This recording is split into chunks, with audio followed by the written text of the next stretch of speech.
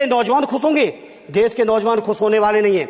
सभापति महोदय, शिक्षा के मसले पर लगातार बजट घटाया जा रहा है, लगातार सरकारी शिक्षा कम की जा रही है, और ये बीजेपी की सरकार की लगातार प्रयास है कि नौजवान शिक्षित होंगे तो सवाल पूछेंगे। देश की जेएनयू से लेके, बीएचयू से लेके, एमयू से लेके जितने बड़े संस्थान हैं, सारे संस्थानों को बर्बाद कर दिया है। एक भी दलित, एक भी पिछड़े, कहीं आपका वाइस चांसलर नहीं है। लगातार जितने भी आपके professor, associate professor, assistant professor की नियुक्तियों में आरएसएस का जब तक कोई फंडामेंटल कोर्स नहीं करेगा, बेसिक कोर्स, तब तक उसकी नियुक्ति नहीं होगी। आप क्या सोच रहे हो, देश नहीं देख रहा है नौजवान? यूजीसी का बजट लगातार कम किया जा रहा है। मेरा खुला आरोप है इस सरकार पर कि ये सरकार शिक्षा को प्राइवेट करके, शिक्षा को मुट्ठी भर उद्योगपतियों के हाथों में देके, शिक्षा को चुनिंदा लोगों के हाथ में देके, देश के 140 करोड़, जिसमें मैं समझता हूं 90% लोग गरीब हैं, उन गरीबों के हाथों से शिक्षा को छीनने का ये जो आपकी सरकार षड्यंत्र कर रही है, इसके लिए हम लोग इस मौके पे विरोध करते हैं। लगातार फीस बढ़ा रहे हैं, शिक्षकों की कमी है, रोजगार आप दे नहीं पा रहे हो, सामाजिक असमानता। सभापति महोदय, 2014 में जिस समय सरकार बनी थी एनडीए की, उस समय देश की जितनी भी जो आर्थिक चीजें थी, जो वेल्थ थी, उसमें पिछड़ों की हैसियत 17% थी, 17%, और आज 10 साल की एनडीए की सरकार के बाद पिछड़ों की आर्थिक हैसियत हो गई है केवल 9%। मैं कहना चाहता हूं चुनौती के साथ, वित्त मंत्री अपने जवाब में बता दें, अनुसूचित जनजाति का एक भी व्यक्ति देश में अरबपति हो तो बता दो, एक भी अरबपति हो तो बता दो, एक भी दलित को अरबपति आपने बना दिया हो तो बता दो, एक भी पिछड़े को बना दिया हो तो बता दो। आप जवाब में दे देना, आप डेटा दे देना, आप डेटा दे देना, हमारी दबाव नहीं रुकेगी। सभापति महोदय, जब बीजेपी की सरकार, जब बीजेपी के लोग विपक्ष में रहे तो ओपीएस की बातें किए। 10 साल से आप सत्ता चला रहे हो, 11वां बजट पेश कर रहे हो, पूरा देश आज ओपीएस के लिए सरकारी कर्मचारी परेशान है, कहीं ओपीएस की चर्चा नहीं है, पुरानी पेंशन की कोई चर्चा नहीं है। सभापति महोदय, पुरानी पेंशन तो पुरानी पेंशन, हम मांग करते हैं, बहुत बड़े राष्ट्रभक्त आप बनते हो, मैं मांग करता हूं देश के पैरामिलिट्री फोर्सेस को आप पुरानी पेंशन दीजिए। मैं मांग करता हूं, आप राष्ट्रभक्त हैं ना, सीमा पे जो सुरक्षा कर रहे हैं, जो शहादत झेल रहे हैं, मेरी मांग है कि आप उनकी ओपीएस दीजिए, वो आप ओपीएस नहीं दे पाओगे। इसी तरह से सभापति महोदय, देश के अंदर बहुत से ऐसे संविदा कर्मचारी, एक से एक बढ़िया फार्मूला, अब कानूनन मंडल आयोग लागू हो गया तो कैसे पिछड़े दलितों को रोकें? तो संविदा कर्मी की प्राइवेट कंपनी, प्राइवेट आपने आउटसोर्सिंग कर दी। आउटसोर्सिंग के कारण से देश के सारे दलित, सारे पिछड़े, सारे आदिवासी आपकी सेवाओं से बाहर हो गए, उनके पास कोई कानूनी हक नहीं। तो ये जो आरक्षण को खत्म करने के तरह तरह के जो आप लोग षड्यंत्र अपना रहे हो, इस षड्यंत्रों को देश का जनमानस पूरी तरह से जान भी चुका है, पहचान भी चुका है, और इसीलिए उत्तर प्रदेश से तो आपको कर ही दिया है बाहर, देश से भी बाहर जल्दी करेंगे, और हमारे साथी मिलकर दूसरे प्रांतों से भी बाहर करेंगे।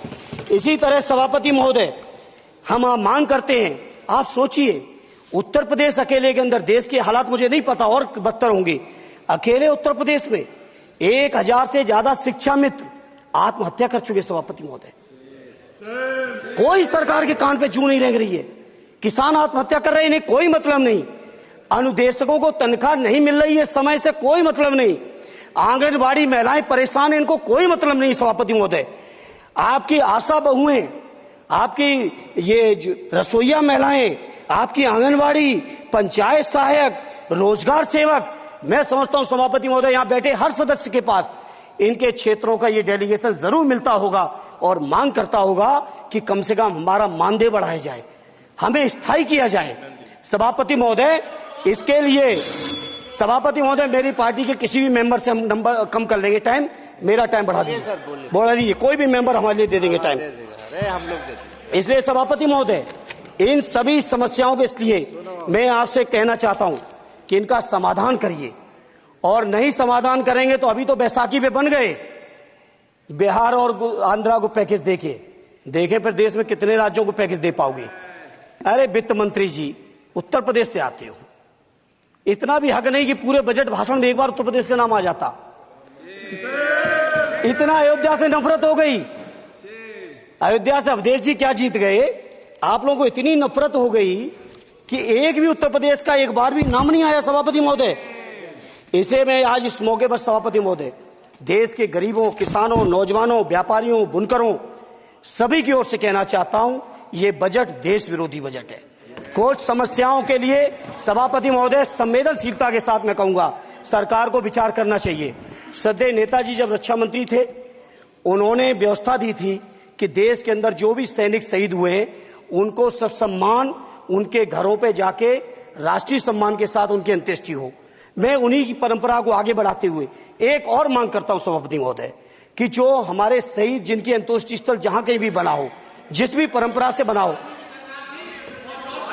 अरे आपको कुछ नहीं पता है, अरे यही तुम्हारे सैनिकों के लिए यही तुम्हारा भाव है। सभापति महोदय, आप बोले सर। सभापति महोदय, मेरा अनुरोध है अग्निवीर की योजना खत्म की जाए। ये 4 साल के सैनिक से देश की उतनी मजबूत रक्षा नहीं हो सकती। नौजवानों को गुमराह करके केवल 4 साल, उन्हें दो ना 60 साल तक रिटायरमेंट, 4 साल बाद वो कहां नौकरी ढूंढेंगे। इसे मेरी मांग है अग्निवीर की योजना खत्म की जाए। साथ ही साथ मेरी एक मांग और है कि जो शहीदों की शहादत स्थल है उसको शहीद स्थल के तौर पर डेवलप करने के लिए केंद्र सरकार को अतिरिक्त बजट देना चाहिए। मैं नहीं समझता हूं इसमें किसी को कोई दिक्कत होनी चाहिए। इसी तरह सभापति महोदय, बातें बहुत लंबी लंबी की जाती हैं, थोड़ा सा मैं अपने क्षेत्र के बारे में कहूंगा। आदरणीय हमारे नेता माननीय राममूर्ति वर्मा जी ने भी कहा है, माननीय लालजी वर्मा जी ने भी, जो बाढ़ की समस्या है, जो समस्या बिहार में है नेपाल से पानी छोड़ने की, वही समस्या उत्तर प्रदेश की भी है। और विशेषकर पूर्वी उत्तर प्रदेश में अगर आप चलिए तो खीरी से शुरू करेंगे, पीलीभीत खीरी से लेके पूरा आप चले जाइए और एकदम कुशीनगर बॉर्डर तक, बिहार बॉर्डर तक पूरी की पूरी समस्या है।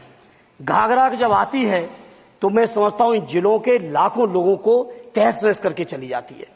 जितना विकास होता है सभापति महोदय, बरसात के समय वो सारा का सारा विकास पूरी तरह से खत्म हो जाता है। इसलिए मेरी मांग है केंद्र की सरकार से कि बजट आप पास कर रहे हो तो कम से कम उत्तर प्रदेश से इतनी नफरत ना करो। 2 बार तो उत्तर प्रदेश की दम पे ही बैठे थे और तब भी ये वित्त मंत्री जी हंस रहे हैं, इनके यहां भी आता है बाढ़ तो जाती होगी, महाराजगंज बसता तो नहीं होगा, कुशीनगर बसता नहीं होगा, आपका मऊ बसता नहीं है, आजमगढ़ बसता नहीं, अंबेडकर नगर बसता नहीं, बहराइच बसता नहीं, खीरी बसता नहीं, श्रावस्ती बसता नहीं, पीलीभीत बसता नहीं, बलिया बसता नहीं है, कुशीनगर बसता नहीं है, गोरखपुर बसता नहीं है। इतने जिले तो हमारे उत्तर प्रदेश के प्रभावित हैं। तो बिहार की तरह से एक विशेष पैकेज हमारे उत्तर प्रदेश के लिए भी दे दो। कम से कम इतना तो कहने की हिम्मत रखो, केवल चीखने के लिए बैठे हैं सबके सब। सभापति महोदय, दूसरा एक मैं बात, हमसे पूर्व जो सांसद रहे हमारे आजमगढ़ के, बड़ी लंबी लंबी बातें की, गोरखपुर से आजमगढ़ होते हुए बनारस तक का हमने रेलवे लाइन स्वीकृत करा दिया। सभापति महोदय, मैंने जब पता किया अधिकारियों से तो सच्चाई ये है कि अभी उस पर एक भी पैसे का बजट का आवंटन नहीं है, नहीं है बजट का आवंटन। हाँ, आज आप ही ने तो पेश किया बजट, आप ही तो साइन किए हो, निर्मला जी ने तो किया नहीं होगा, आप ही ने किया होगा। तो सभापति महोदय, उस पर बजट भी आए, उस पर बजट भी आना चाहिए। दूसरा सभापति महोदय, ये जो समस्या है बाढ़ वाली, मैं समझता हूं कोई अकेले मेरी नहीं है, मेरे अकेले क्षेत्र की नहीं है। जो भी संवेदनशील व्यक्ति होगा इस पर जरूर गंभीरता से सोचेगा, उसको सोचे। इसी के साथ मैं अपनी पार्टी की ओर से इस जन विरोधी बजट का पुरजोर विरोध करता हूं। बहुत बहुत धन्यवाद। श्री सुखदेव भगत जी।